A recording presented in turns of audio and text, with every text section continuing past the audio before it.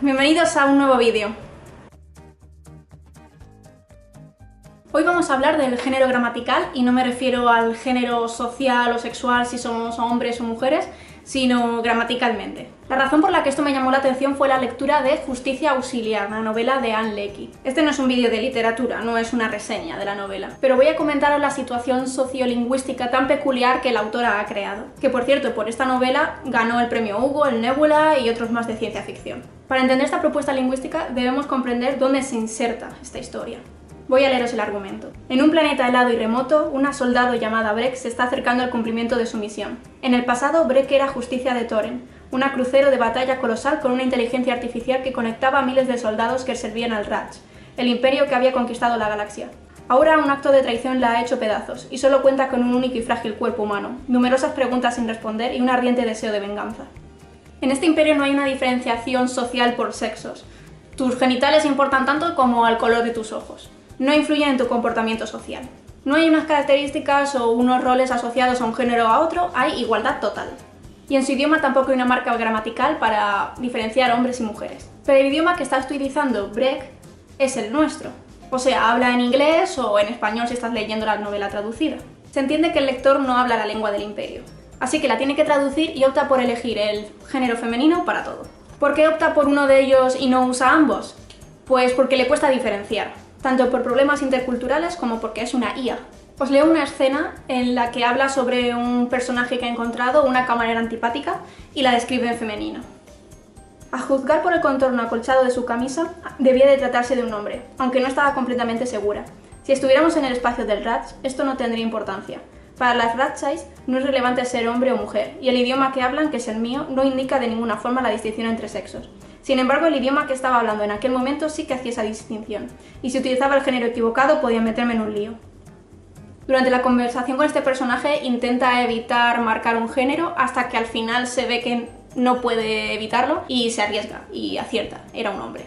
Durante la novela, cuando aparecen personajes que ellos mismos diferencian el género en su cultura, pues la protagonista también hace esa distinción. Pero cuando se encuentra con gente de la cultura Ratch, no lo hace. Por ejemplo, una de las comandantes es muy amiga suya. ¿Qué pasa? Que yo sé que ese personaje puede ser un hombre o una mujer. Y no lo puedo saber y eso me rompe la cabeza. ¿Cómo me la tengo que imaginar? Y luego pienso, ¿pero realmente importa? Hay un momento que se le describe como musculosa. Y yo pienso, entonces esto será una pista para decirme que es un hombre. Y ahí tengo que reprenderme. Y digo, Sandra, ¿dónde está tu feminismo? Tu reconocimiento de la diversidad. ¿Es que las mujeres ya no pueden ser musculosas? ¡Heteropatriarcado! Luego esta comandante tiene un amante. Y yo pienso, ¿entonces son lesbianas? ¿O puede que uno de ellos sea un hombre? O ya puestos, a lo mejor los dos son hombres. Y ese desconocimiento me rompe. Y vuelvo a repetirme, Sandra, ¿a ti qué te importa? Hubo sexo.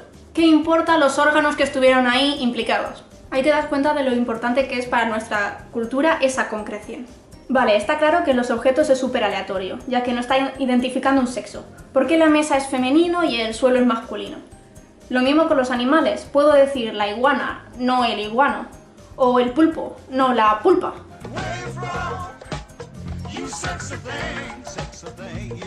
Y esto es porque no nos importa su sexo. ¿Para qué? Socialmente no tiene más importancia que el supuesto sexo de la mesa. Pero con las personas nos importa si son hombres o mujeres. Necesitamos esa clasificación porque el género influye mucho en cómo caracterizamos a una persona mentalmente, físicamente. Bueno, continúo con la novela. Después, dentro de la nave, todos son ellas. Una piloto por aquí, una mecánica por allá, una comandante, la general. Vale, yo sé que no todas son mujeres, que en todo ese grupo hay hombres y mujeres. Pero es muy difícil cuando te dicen, están emocionadas, asustadas, petrificadas a cada rato. Tu cabeza forma mujeres sin querer. Me imagino que en inglés, en el original, esto ocurre, pero no sé si tanto, porque en castellano me da la sensación de que se usa un poco más esa diferenciación de femenino, masculino, aunque los dos sigue existiendo. Veamos ejemplos. En castellano tenemos los pronombres de la tercera persona del singular y todas las del plural. En inglés, solo las del singular. En castellano en varios posesivos y en inglés los de tercera persona. En castellano en muchos adjetivos y en el participio de la pasiva. Esta concordancia no existe en inglés. En los pronombres de objeto directo e indirecto, en inglés tiene género cuando son personas, pero en indirecto en castellano no. Así que quien lea la novela en inglés o en español se expondrá a los géneros con diferente frecuencia. Sea como sea, para mí durante la lectura de la novela me supone un doble esfuerzo, porque primero lo leo literalmente y después tengo que reconvertirlo, añadiendo hombres random en la ecuación. Pero mira, si estás cansada puedes decir a tomar viento, mundo matriarcal sin hombres y pa'lante. Empieza el matriarcado. Ok, por ahora se entiende que el género gramatical es muy importante para nuestra concepción del mundo, y bla bla bla bla. Pero ¿y si te digo que las lenguas que distinguen género son una minoría? De las lenguas que dividen los sustantivos en géneros, muchas son indoeuropeas, ya que en latín, griego antiguo y sánscrito se hacía, pero en algunas se ha perdido. Y las afroasiáticas.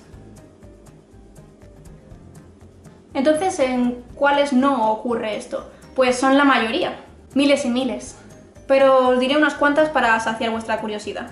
El vasco, el finés, el estonio, el húngaro, el turco, el quechua, el yoruba en Nigeria, el farsi en Irán, el tagalo en Filipinas, el chino, el japonés, el coreano. Por supuesto, yo no hablo todas estas lenguas y os digo lo que he leído en internet. Lamentablemente no he encontrado ningún artículo científico que te haga una comparación y una estadística de exactamente cuántas partículas de género existen o qué morfemas existen en cada lengua. Pero estas lenguas son unas cuantas que, por lo que he leído, sí. Aunque hay algunas excepciones, como sí que existen algunos pronombres de género, pero se utilizan de forma marginal, tal y cual. O sea que si en algunas de estas lenguas vosotros sabéis un poco más y me decís, oye, estás equivocado porque en tal idioma sí que se puede hacer, pues me lo decís. Por otro lado, existen otras lenguas que no hacen esta división entre hombre y mujer en la morfología, sino otro tipo de clasificaciones. En las lenguas dravídicas, en el sur de la India, se diferencia entre humano y no humano. En las lenguas bantúes puede haber hasta 19 tipos de prefijos según si se refiere a humanos, árboles, frutos, instrumentos, animales, partes del cuerpo alargadas, lugares, diminutivos, nombres abstractos y cualidades. En Australia encontramos la lengua Dirbal, cuya peculiar categorización morfológica utilizó Lakoff para el título de su libro sobre lingüística cognitiva. Mujeres, fuego y cosas peligrosas, lo que las categorías revelan sobre la mente. Casi podría haberlo utilizado para una comedia romántica. Mujeres, fuego y otras cosas peligrosas. Efectivamente, el Dirbal tiene 4 prefijos. Bali para los humanos del género masculino y la mayor parte de los animales. Balan clasifica a las mujeres, el fuego, el agua y los objetos o animales peligrosos. En el agua no era tan impactante para el título, ¿verdad, Lakoff? Balan precede a las plantas y las frutas comestibles, fundamentalmente. Bala para el resto de cosas que no se incluyen en lo anterior. Pero no crees que son tan misóginos, puede parecerlo a primera vista, pero resulta que en sus mitos la luna es un hombre y el sol una mujer, por lo que el sol se relaciona con el fuego y por eso las mujeres están en esta categoría. Y el agua apaga el fuego, así que también entra. Bueno, visto todo esto sobre el género gramatical, en realidad el juego que plantea Ann Leckie en la novela se pierde un poco si lo traducimos a estos idiomas, donde ya no hay género, es neutro. Y este efecto que me ha generado a mí un gran trauma de pasar de una lectura acostumbrada a géneros a una sin géneros, pues se pierde, porque para ellos ya es normal. Pero no nos equivoquemos, que no exista género gramatical no significa que en estas culturas se haya llegado a una igualdad completa entre hombres y mujeres en la sociedad. Nada que ver. Sigue habiendo roles de género. ¿Pero por qué? Pues porque la función fundamental de estos géneros, de estas terminaciones, es deíctica, es identificar. Y estas lenguas que no los tienen buscarán otras formas de evitar ambigüedades. Por ejemplo, un húngaro te cuenta una historia, una anécdota sobre una chica. La primera vez que la nombre especificará de qué sexo es, pues por su nombre, o porque la describe, o porque quizá está hablándote de una chica que está en la al lado, en la otra punta de la habitación, y te la puede señalar con el dedo. Durante el resto de la narración, si se vuelve a referir a ella, no utilizará marcas de género. Pero si aparecen más personajes en la historia, incluidos masculinos, una marca de género podría ayudar. No puede decir como en castellano, y ella dijo, y él dijo. Tendrá que utilizar otras estrategias como decir sus nombres o decir, el chico dijo... O sea, no todas las lenguas tienen los mismos mecanismos de anáfora, o sea, de mencionar cosas que se han dicho anteriormente, y cada lengua tiene el peligro de caer en sus propias ambigüedades. En inglés, you puede ser singular o plural, puede dar equívocos, en español no. En cambio, si digo es su chaqueta, Me puedes preguntar, ¿pero la de él o la de ella? En inglés sí estaría claro. Todo dependerá del contexto y de las herramientas con las que contemos para identificar a las personas. Que haya terminaciones diferentes para los sustantivos, terminados en a, en o, en e, y otros que concuerde con el o la, es una herramienta para evitar ambigüedades, que obviamente no siempre las salva, y las lenguas que no tienen estas terminaciones diferenciadas funcionan perfectamente. Fijaos, he empezado el vídeo diciendo que los géneros gramaticales son muy importantes, que son imprescindibles, que configuran nuestra visión de la realidad, pero he terminado diciendo que no.